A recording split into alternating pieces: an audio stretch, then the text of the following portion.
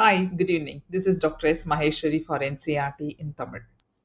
நாம் இன்னைக்கு இந்த வீடியோவில் பார்க்க போகிறது same chapter biotechnology and it's application.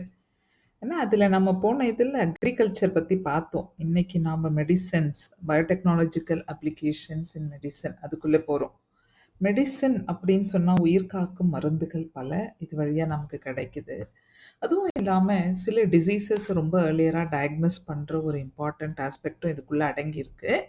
நம்ம பார்ப்போம். Biotechnological applications in medicine. The recombinant DNA technological processes have made immense impact in the area of healthcare by enabling mass production of safe and more effective therapeutic drugs.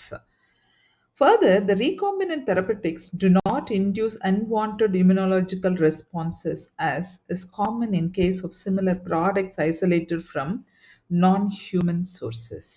At present, about 30 recombinant therapeutics have been approved for human use the world over. In India, 12 of these are presently being marketed. இது ஒரு சின்ன introduction மாதிரி தான். என்னன்னா இந்த recombinant DNA டெக்னாலஜியால் நமக்கு mass production செய்ய முடியுது. எந்த ட்ரக் எடுத்துக்கிட்டாலும் அதுவும் ரொம்ப சேஃப்டியாகவும் இருக்குது. இது ஒரு பாயிண்ட்டு. செகண்ட் பாயிண்ட், இப்போ நம்ம நான் ஹியூமன் சோர்சஸ்லேருந்து எடுக்கிறோம் இல்லையா. ஃபார் எக்ஸாம்பிள், முதல்லலாம் human insulin deficiency causing diabetes mellitus. இந்த டிசீஸை முதல்லலாம் க்யூர் பண்ண முடியாது, because it is a hormonal disease. So இதை அப்படியே பேலன்ஸ்டாக வைக்கிறதுக்காக ஸ்லாட்டர் ஹவுஸில் இருந்து இந்த பன்றியோ இல்லை மாடோட இன்சுலின், அதாவது அதில் இருக்கிற பேங்க்ரியஸ்லேருந்து இன்சுலின் எடுத்து கொடுத்துட்டு இருந்தாங்க. இது என்னென்னா நம்ம உடம்புல இருக்கிற இம்யூன் ரெஸ்பான்ஸை கொஞ்சம் ட்ரிகர் பண்ணி அலர்ஜிக் ரியாக்ஷன்ஸ் இன்னும் சில நேரங்களில் லைக் ரிஜெக்ட் பண்ணோம் நம்ம பாடி. இது வந்து ஒரு ஃபாரின் ப்ரோட்டீன் அப்படின்னு கன்சிடர் பண்ணி அந்த மாதிரி விளைவுகள்லாம் இதில் ரொம்ப ரொம்ப ரொம்ப கம்மியாக இருக்குது. அது இல்லாமலும் இருக்குது. At present about 30 recombinant therapeutics வந்தாச்சு வேர்ல்ட் ஓவர். இந்தியாவில் மட்டும் around some 12 of these are presently being marketed. Okay, இந்த நம்பரை ஞாபகம் வச்சுக்கோங்க. ஸோ நான் ஹியூமன் சோர்சஸில் நம்ம முதல்ல யூஸ் பண்ணிட்டு இருந்தோம் அங்கேருந்து எடுக்கிற சில ப்ராடக்டை. Genetically engineered insulin. Management of adult onset diabetic is possible by taking insulin at regular time intervals. What would a diabetic patient do if enough human insulin was not available? என்னன்னா இப்போ வந்து இந்த டிசீஸ் வந்துருச்சு. Any hormonal disease cannot be cured, can be kept under control அப்படின்னு சொல்லுவாங்க. ஏன்னா இது அப்படியே பேலன்ஸ்டாக வச்சுக்கலாமே தவிர வந்த பிறகு க்யூர் பண்ணுறதுங்கிறது இந்த மெட்டபாலிக் டிஸார்டர் மாதிரின்னு வச்சுக்கோங்க. அப்படியே பேலன்ஸ் பண்ணிக்கிட்டு ஓட்டிக்கிட்டு போகணும். இன்கேஸ் அது ரெகுலர் இன்டர்வெல்லாம் அவங்க இன்சுலின் எடுத்துக்கணும். அதாவது அடல்ட் டயபெட்டிஸ், உங்களுக்கு 2 டைப்ஸ் ஆஃப் டயபெட்டிஸ் இருக்குது. நாம் பார்த்தோம் இதையெல்லாம் ஹியூமன் ஃபிசியாலஜி அப்போ. Type 1 and type 2. டைப் 1 வந்து பிறக்கும் போதே ஒரு குழந்தைக்கு வர்றது, அவங்களுக்கு வந்து இன்சுலினே செக்ரீட்டே ஆகாத ஒரு condition. So they are called insulin depend diabetes அப்படின்னு சொல்லுவோம் நம்ம. அவங்க இன்ஜெக்ஷன் எடுத்தே ஆகணும். ரெண்டாவது adult diabetic, that is insulin independent diabetes, அடல்ட்டில் வர்றது. அதாவது செக்ரீட் ஆகிட்டே இருந்த பேங்க்ரியஸ்லேருந்து வந்த இன்சுலின் காலப்போக்கில் செக்ரீட் ஆகாமல் போகிறது தான் டைப் 2 டயபெட்டிஸ். ஒரு 40-50 ப்ளஸில் இப்போல்லாம் கொஞ்சம் ஏர்லியராகவும் வருது. அந்த டிசீஸ் வந்துருச்சுன்னா கொஞ்சம் ரெகுலர் இன்டர்வெல்ல அவங்க இன்சுலின் எடுக்க வேண்டிய கட்டாயத்துக்கு வராங்க. இப்போது கொஷின் கேட்குறாங்க, what would a diabetic patient do if enough human insulin was not available? இல்லைன்னா கம்பல்சரியாக ஒரு ஃபிசிஷியன், ஒரு டாக்டரை போய் பார்த்து என்ன பிரச்சனை இருக்குது, இம்மிடியட்டாக இதுக்கு என்ன சோர்ஸ் இருக்கோ இன்சுலின் எடுத்தாகணும். கார்போஹைட்ரேட் ரொம்ப இருக்கிறத குறைச்சாகணும். ஸோ மாற்று மருந்து கொடுத்து தான் ஆகணும். இல்லாட்டி இது சிவியர் கேசஸில் போனால் நிறைய எஃபெக்டை கொண்டு வந்து டெத் வரைக்கும் கொண்டு போயிடும். If you discuss this, you would soon realize that one would have to isolate and use insulin from other animals. Other animalsல இருந்து நாம எடுத்திருக்கோம். Would the insulin isolated from other animals be just as effective as that secreted by the human body itself? And would it not elicit an immune response in the human body? Of course நம்ம உடம்புல secrete ஆகிறது ஒரிஜினலுக்கு மாத்துங்கிறது எதுவுமே இல்லை இங்கே. ஆனா வேற வழி இல்லாம நாம நான் ஹியூமன் சோர்ஸ் அதர் அனிமல் கிட்ட இருந்து நம்ம எடுத்துக்கிட்டு இருந்தோம். அது 100% சேஃப்டி எல்லாம் கிடையாது. நம்ம உடம்புல இது இம்யூன் ரெஸ்பான்ஸை கிளறி விட்டு அதுதான் அலர்ஜிக் ரியாக்ஷன்ஸ் நிறைய சில நேரங்களில் ரொம்ப சிவியர் அலர்ஜி எல்லாம் வந்து என்ன வேணா நடக்கலாம். பட் வேற வழியே இல்லாதப்போ அதை ரொம்ப மைல்டா எடுத்துக்கிட்டு தான் இருந்தோம். Now imagine if bacterium were available that could make human insulin. எவ்வளோ நல்லா இருக்கு. ஒரு பாக்டீரியாவே ஹியூமன் இன்சுலினை ரெடி பண்ணுது அப்படின்னா அது நம்ம மில்லியன்ஸ்ல லேப்லயே கல்ச்சர் பண்ணிடுவோம் இல்லையா, easy. So suddenly the whole process becomes so simple. You can easily grow a large quantity of the bacteria and make as much insulin as you need. அதுதான் ரொம்ப ஈஸியான ஒரு வேலை. Think about whether insulin can be orally administered to diabetic people or not. Why? இன்சுலினை நம்ம ஓரலாக எடுக்கவே முடியாது. ஏன்னா insulin அப்படின்னு நம்ம பார்த்தோம்னாலே அதுக்கு ஆல்ஃபா பீட்டா 2 செயின், அதில் உங்களுக்கு 51 அமினோ ஆசிட்ஸ், 21 130 அப்படின்னு ஆல்ஃபாவில் ஒரு 21, இதில் இது ரொம்ப பெருசு. நம்ம சாப்பாடு அதாவது வாய் வழியாக எடுக்கும்போது நம்ம டைஜஸ்டிவ் ட்ராக்ல எஸ்பெஷலி நமக்கு ஸ்டொமக்கில் இருக்கிற ஹையஸ்ட் அசிடிக் கண்டென்ட் அதை அப்படியே பிரேக் பண்ணிடும். ஸோ எடுக்கவே முடியாது. அதனால தான் நம்ம அதை ஓரலாக எடுக்கிறதே இல்லை. இன்ட்ராவீனஸாக அதாவது வெயின் வழியாக ஊசியாக தான் அதை எடுக்க முடியும். Insulin used for diabetes was earlier extracted from pancreas of slaughtered cattle and pigs. பார்த்துக்கங்க, முதல்லலாம் இந்த கேட்டில் இருந்தோ இல்லை பிக்ஸ்ல இருந்தோ எடுத்துக்கிட்டு இருந்தாங்க. Insulin from an animal source though caused some patients to develop allergy or other type of reaction to the foreign protein. Insulin consists of two short polypeptide chains, chain A and chain B, ரெண்டு இருக்கு இன்சுலின்ல, that are linked together by disulfide bridges. So ரெண்டு polypeptide chain alpha and beta, இங்கே A and B, it is linked by disulphide bridge. முதல்லலாம் அங்கேருந்து எடுத்துகிட்டு இருந்தாங்க. அது அலர்ஜி இன்னும் ஒரு சிவியர் ப்ராப்ளத்தை எல்லாம் காஸ் பண்ண போய் இப்போது ஒரு புது டெக்னிக் நம்ம ஆர்டிஎன்ஏ டெக்னாலஜியில் என்ன பண்ணுறாங்கன்னு பார்ப்போம். In mammals, including humans, insulin is synthesized as a prohormone. So, prohormone இருக்கு, like a proenzyme. The prohormone also needs to be processed before it becomes fully matured and functional hormone, which contains an extra stretch called C-peptide. This C-peptide is not present in the mature insulin and is removed during maturation into insulin. The main challenge for production of insulin using rDNA technique was getting insulin assembled into a mature form. In 1983, Eli Lilly, an American company, prepared two DNA sequences corresponding to A and B chains of human insulin and introduced them in plasmids of E. coli to produce insulin chain. So, we use panna bacteria E. coli. Chain A and B were produced separately, extracted and combined by creating disulfide bond to form human insulin. So இந்த மெத்தடை ரொம்ப simplify பண்ணியிருக்காங்க. என்னென்னா நான் குட்டியாக சொல்லிடுறேன் இந்த கண்டென்ட்டை. நமக்கு ப்ரோ என்சைம்லாம் பார்ப்போம், இன்ஆக்டிவ் ஸ்டேட்டில் இருக்கும். ஏதாவது வேறு ஒரு என்சைம் வரும்போது தான் இட் இஸ் கெட்டிங் ஆக்டிவ். ப்ரோத்ராம்பின்லாம் இருக்கிற மாதிரி அது வந்து த்ரோம்போகினேஸ் வந்தால் த்ரோம்பினாக மாறும் இல்லையா, அந்த மாதிரி இங்கே ப்ரோ ஹார்மோனாகவும் இருக்குது இன்சுலின். ஃபுல்லாக மெச்சூர் ஆகும்போது தான் அது ஃபங்க்ஷனல் ஹார்மோனாக மாறுது. அதில் என்னென்னா இப்போ உங்களுக்கு ரெண்டு இருக்குது, ஏ அண்ட் பி, ரெண்டு ஸ்ட்ரெச் இருக்குது. இங்கே பார்த்துக்கோங்க, இது ஏ, இந்த க்ரீன் கலர் வந்து பி. இதில் ஒரு ஸ்ட்ரெச் இருக்குது, சி பெப்டைடுன்னு ஒன்று. இவன் வந்து மெச்சூர் ஆகும்போது நம்ம பார்க்க முடியாது. மெச்சூர் ஆகும்போது இந்த சி பெப்டைடு வந்து ஏவையும் பியையும் ஜாயின் பண்ணிவிட்டு அது வந்து அப்படியே காணாமல் போயிடுது. அப்படி மெச்சூர்டு இன்சுலினில் இந்த சி பெப்டைடு இருக்காது.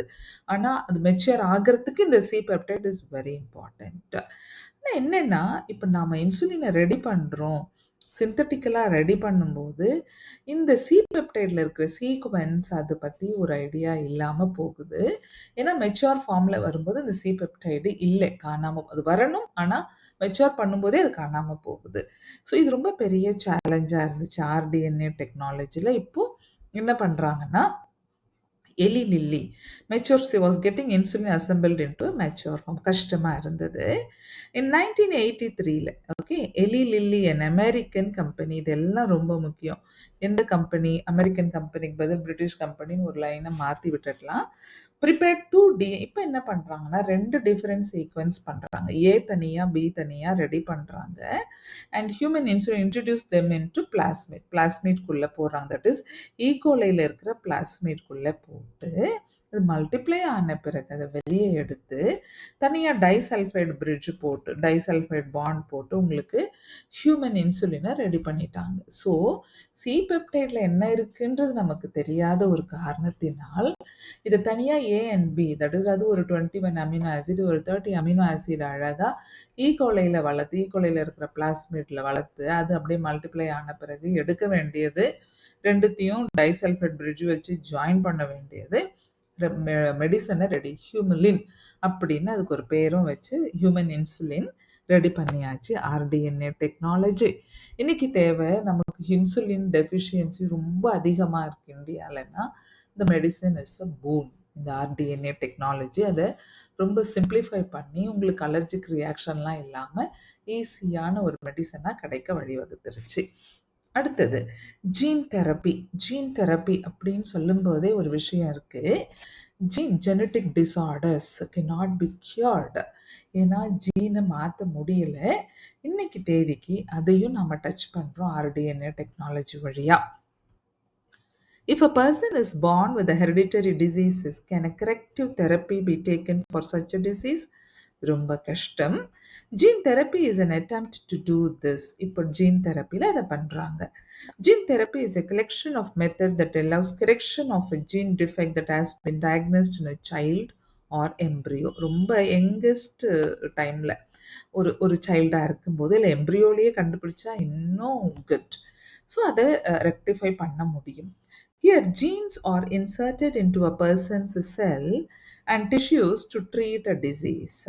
Correction of genetic defect involves delivery of a normal gene into the individual or embryo to take over the function of and compensate for the non-functional gene. So இது DNA technology நமக்கு தெரியும் இல்லையா? ஒரு insertion போடுறோம், desired ஜீனை உள்ளே அனுப்புகிறோம். அது என்ன பண்ணுமோ அவங்களுக்கு என்ன ஜெனட்டிக் டிஃபெக்ட் இருக்கோ அந்த டிஃபெக்ட் எடுத்துட்டு இப்போ நம்ம நார்மல் நல்ல டிசையர்டு ஜீன் அந்த டிஃபெக்ட் எடுக்கிற ஜீனை போடும்போது அங்கே உள்ளே போய் மல்டிப்ளை பண்ணி அந்த இண்டிவிஜுவலுக்கு டிசீஸ் இல்லாமல் பார்த்துக்குது. இதை சைல்டில் பண்ணுறதை விட இன்னும் எம்ப்ரியோவில் பண்ணால் வெரி எஃபெக்டிவ். நம்ம பார்ப்போம். The first clinical gene therapy was given in 1990. So இது example. First clinical gene therapy in 1990 to a 4-year-old kid. Okay. So 4-year-old கேர்ளுக்கு கொடுத்துருக்காங்க with ATA adenosine deaminase deficiency. ATA deficiency அப்படிங்கிறது என்னன்னு நம்ம இங்கே அப்படியே படிக்கலாம். நான் சொல்கிறேன் உங்களுக்கு இதை படிச்சுட்டு. This enzyme is crucial for the immune system to function. The disorder is caused due to the deletion of the gene for adenosine deaminase. இந்த என்சைம் தட் இஸ் அடினோசைன் டிஅமினேஸுங்கிற என்சைமை கிரியேட் பண்ணுற அந்த பர்டிகுலர் ஜீனு அவுட்டு டெலீட் ஆகுது. இது இருக்கிற chromosome வந்து 20th chromosome. So இது ஆட்டோசோமல் வச்சுக்கலாம். In some children, ADA deficiency can be cured by bone marrow transplantation. In other, it can be treated by enzyme replacement therapy, in which functional ADA is given to the patient by injection. But the problem with both of these approaches that they are not completely curative. As a first step towards gene therapy, lymphocytes from the blood of the patient are grown in a culture outside the body. சரி, நான் இப்போ இங்கே படித்தது வரைக்கும் சொல்கிறேன். இந்த ATA deficiency அப்படிங்கிறது என்னன்னா, இந்த 20th குரோமோசோமில் இருக்கிற அடினோசைன் டிஅமினேஸுங்கிற என்சைமை ஃபார்ம் பண்ணுற இந்த பர்டிகுலர் ஜீனு டெலீட் ஆகுது. இது ஃபர்ஸ்ட் பாயிண்ட். இதுல என்ன பிரச்சனைன்னா, what is the role they are playing அப்படின்னு பார்த்தீங்கன்னா, இந்த அடினோசைன் டிஅமினேஸ் இருந்தா மட்டும்தான் இந்த டிஎன்ஏவ உங்களுக்கு அழகா பிரேக் பிரேக் பண்ணிட்டே இருக்கிற இந்த டிஎன்ஏவ அக்யூமுலேட் பண்ணாம பார்த்துக்கும். ஸோ இன்கேஸ் இந்த டிஎன்ஏ பிரேக் ஆகிற டிஎன்ஏலாம் இருக்கு இல்லையா, இது உள்ள அக்யூமுலேட் ஆக ஆக ஆக அவங்களுக்கு நிறைய இந்த லிம்போசைட்ஸ்ல ப்ராப்ளம் என்னன்னா, இந்த என்சைம் த்ரூஅவுட் இருக்கு, பாடியில த்ரூஅவுட் இருக்கு. பட் ரொம்ப ஆக்டிவா இருக்கிற ஒரு விஷயம் எதுன்னா லிம்போசைட்ஸ்ல தான் இது ரொம்ப ஆக்டிவா இருக்கு. இன்கேஸ் இது இந்த என்சைம் இல்லைன்னா அவங்க என்ன ஆகுறாங்க அப்படின்னும்போது, இந்த டிஎன்ஏ பிரேக் ஆகும்போது ஒரு இம்பார்ட்டன்ட் கண்டென்ட் ஃபார்ம் ஆகுது. That is deoxy adenosine. இது வந்து டிஎன்ஏ பிரேக் டவுன் ஆகும்போது ஈஸியாக ஃபார்ம் ஆயிட்டு இருக்கு. இந்த ஏடிஏ இருக்கு இல்லையா, அடினோசைன் டிஅமினேஸ் தான் இதை என்னவா கன்வெர்ட் பண்ணுதுன்னா டிஆக்சி அயனோசைனா மாத்துது. ஸோ இது மாறாத பட்சத்தில் இவங்களுக்கு கம்பல்சரியா நிறைய ப்ராப்ளம் வருது. இந்த ப்ராப்ளம்லாம் என்னன்னா, உங்களுக்கு ஒரு டிசீஸ் நம்ம படிப்போம் சிட் அப்படின்னு சொல்லிட்டு, severely combined immuno deficiency. Severely combined immuno deficiency. பார்த்தீங்கன்னா இங்கே பாருங்க, இம்யூனோ டெஃபிஷியன்சி இதனோட இம்பேக்ட்லாம் என்னென்னா, இந்த டிசீஸ் இருக்கிற குழந்தைகளுக்கு தட் இஸ் ஏடிஏ டெஃபிஷியன்சியை தான் நம்ம அப்படியே சிடுக்குள்ளே படிப்போம். இவங்களுக்கு கண்டினியூஸாக நிமோனியா, அதுக்கப்புறம் அப்படியே ஒரு க்ரானிக்காக டயரியா இருந்துகிட்டே இருக்கும். உடம்பெல்லாம் அங்கங்கே ஸ்கின்ல ரேஷஸ் வந்துகிட்டே இருக்கும். அப்புறம் ஃபங்கல் இன்ஃபெக்ஷன், கேண்டிடயாசிஸ் மவுத்தில், இசபெகஸ், இந்த மாதிரி ஏகப்பட்ட பிரச்சனைகள் கண்டினியூஸாக இருக்கும். பிகாஸ் அது லிம்போசைட்ஸில் இருக்கிற பிரச்சனையாக நிற்குது. இவங்களுக்கு வந்து இதை எப்படி க்யூர் பண்ணுறது அப்படின்னும் போது, யூஸ்வலாக in some children ADA deficiency can be cured by bone marrow transplantation. Bone marrow transplant பண்ணுறாங்க. In others it can be treated by enzyme replacement therapy. அந்த என்சைமை கொடுத்துக்கிட்டே இருப்பாங்க. In which functional ADA is given to the patient by injection. So ஏடிஏவை injection வழியாக கொடுக்குறாங்க. But the problem with both these approaches that they are not completely curative. இது கியூரேட்டிவ்னு சொல்லவே முடியாது. As a first step towards gene therapy, lymphocytes from the blood of the patients are grown in a culture outside the body.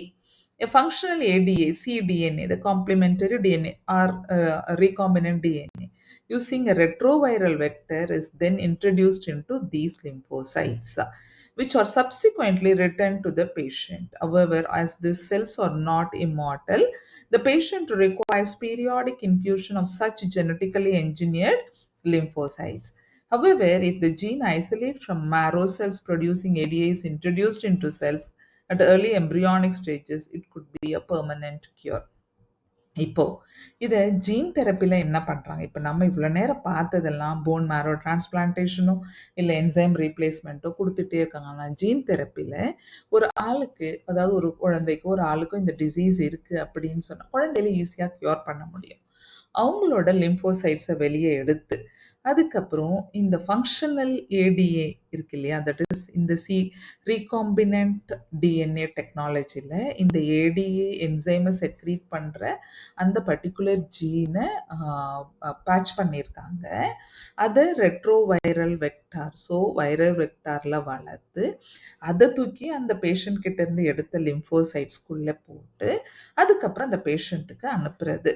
So இது என்ன, ஆனால் என்ன ஒரு ப்ராப்ளம்னா, these cells are not immortal. பார்த்துக்கோங்க, இது செத்துக்கிட்டே இருக்கிற ஒரு செல், அதனால கண்டினியூஸாக அடிக்கடி கொடுத்துக்கிட்டே இருக்கணும். இவங்களுக்கு ஜெனட்டிக்கலி என்ஜினியர்டு லிம்போசைட்ஸ் அதுவும் கொடுத்துக்கிட்டே இருக்கணும். இதில் என்னென்னா, ரொம்ப எம்ப்ரியோலையே பண்ணால் it is very good and it will give a very good result.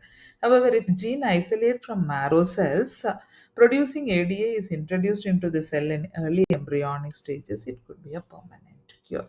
But gene தெரப்பியில் உங்களுக்கு க்யூர்னு ஒன்று வந்துருச்சு. என்ன ஒன்று, அடிக்கடி கொடுத்துக்கிட்டே இருக்க வேண்டிய ஒரு விஷயம். ஏன்னா அந்த ஏடிஏவையே ப்ரொடியூஸ் பண்ணுற ஒரு ஜீனை உடம்புக்குள்ளே செலுத்தியாச்சு. பட் என்ன, அது வந்து ஒரு இம்மார்டல் செல் கிடையாது, சாகா வரம் பெற்ற செல் இல்லை. ஸோ அடிக்கடி கொடுக்க வேண்டியிருக்கும். But there is a cure. இதை ட்ரை பண்ணியிருக்காங்க 4-year ஓல்டு கேர்ளுக்கு. So ADA deficiency can be cured by gene therapy. அடுத்தது மாலிகுலார் டயக்னோசிஸ். இதெல்லாம் டிசீஸ் வந்த பிறகு கியூர் ஆகிறத பற்றி பேசுகிறோம். சில டிசீசஸை ரொம்ப ஈஸியாக ஐடென்டிஃபை பண்ணுறது, ஏர்லியராக டயக்னோஸ் பண்ணுறதுல டெக்னாலஜி எப்படி யூஸ் ஆகுது இப்போ பார்ப்போம். Molecular diagnosis. You know that for effective treatment of a disease, early diagnosis and understanding its pathophysiology is very important. நமக்கு நல்லா தெரியும், ஏர்லியராக டயக்னோஸ் பண்ணுறதோ இல்லை எந்த பேத்தோஜன் அவங்கள அட்டாக் பண்ணியிருக்குன்னு தெரிஞ்சுக்கிறதோ ரொம்ப ரொம்ப முக்கியம். Using conventional method of diagnosis, serum and urine analysis, blood or urine analysis, early detection is not possible. Recombinant DNA technology, polymerase chain reaction (PCR), and enzyme-linked immunosorbent assay (ELISA) are some of the techniques that serve the purpose of early diagnosis. Polymerase chain reaction பற்றி நாம் அங்கே படித்தோம், ஞாபகம் இருக்கும்னு நினைக்கிறேன் உங்களுக்கு. Denaturation, annealing, அப்படியே extension அதெல்லாம் ஆகிறது. டாக் பாலிமரேஸுங்கிற ஒரு பர்டிகுலர் என்சைமை யூஸ் பண்ணுறது.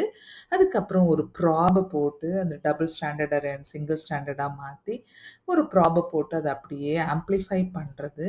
நமக்கு மில்லியன் காப்பீஸ் ரெடி ஆகும். இது just about polymerase chain reaction. இலைசாவில் பார்த்தீங்கன்னா உங்களுக்கு ஆன்டிஜன் ஆன்டிபாடி ரெஸ்பான்ஸ்க்கு ஏற்ற மாதிரி பிளிங்க் ஆகிட்டு இருக்கும். ஸோ இலைசா வந்து ஒரு கன்ஃபர்மேட்டரி டெஸ்ட்டாக எய்ட்ஸ்க்கு யூஸ் பண்ணுறது. பிசிஆரில் கேன்சரை எல்லாம் ஈஸியாக டிடெக்ட் பண்ண முடியும். படிப்போம். Presence of pathogen, bacteria, viruses, etc. is normally suspected only when the pathogen has produced a disease symptom.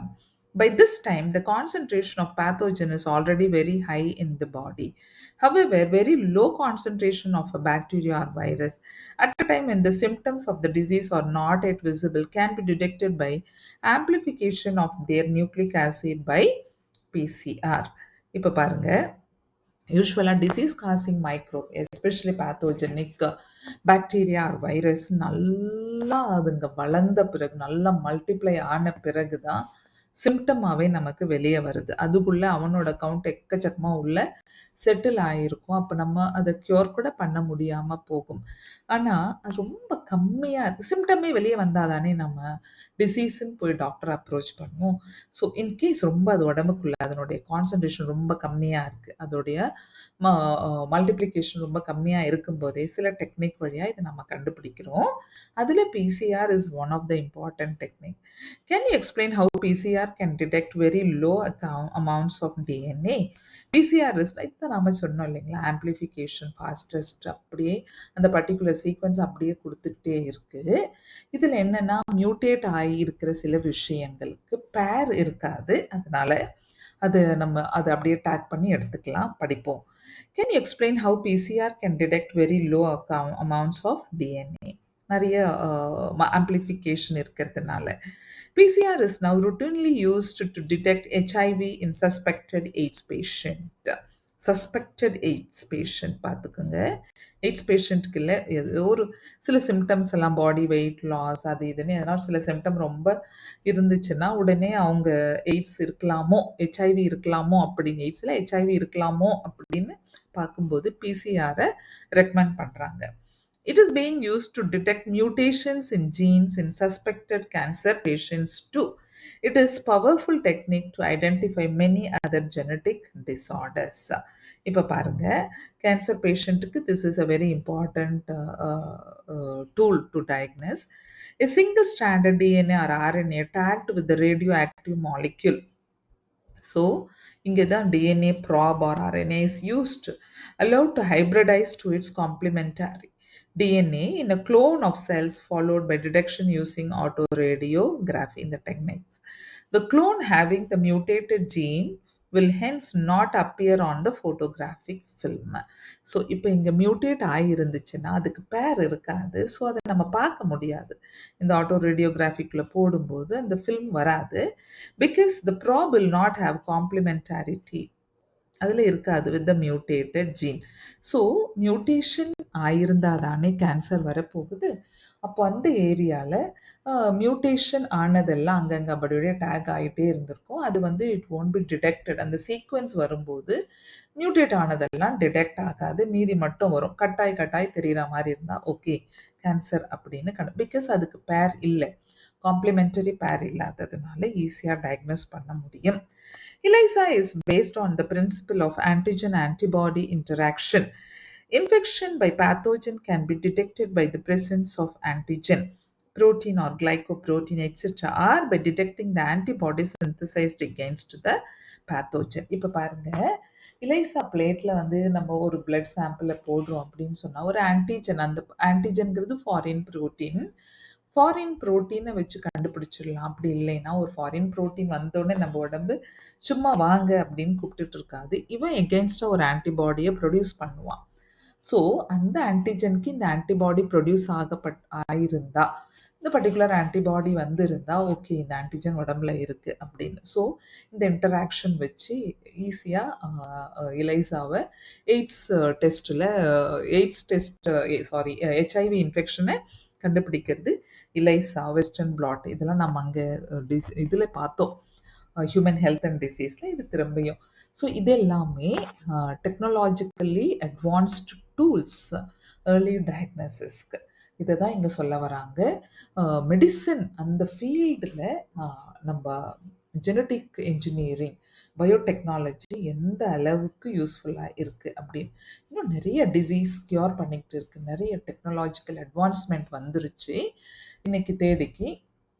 எல்லாமே அதாவது XY இருக்கிற குரோமோசோமை மட்டும் ஐடென்டிஃபை பண்ணுற அளவுக்கு இன்னைக்கு லைக் இப்போ இந்த பர்டிகுலர் செக்ஸ் உள்ள குழந்தை மேல் பேபி தான் வேணும் அப்படின்னா கண்டிப்பாக அந்த Y குரோமோசோம் இருக்கிற இதை செலக்ட் பண்ணுறது கூட ஈஸியாக போச்சு. தட் இஸ் XY அந்த XY இருக்கிற ஸ்பெர்மை செலக்ட் பண்ணுற டெக்னிக் வரைக்கும் கூட இன்னைக்கு வந்தாச்சு. இது எல்லாமே டெக்னாலஜிக்கல் அட்வான்ஸ்மெண்ட் தான். இதுக்கு நம்ம RDNA டெக்னாலஜி எவ்வளோ யூஸ் ஆயிருக்குன்னு பார்த்தோம். நம்ம அடுத்த வீடியோவில் transgenic animals and ethical issues பார்த்துட்டு இந்த லெசனை முடிப்போம். அது வரைக்கும் அப்படியே ரிவைஸ் பண்ணிக்கிட்டு இருங்க. Okay, thank you.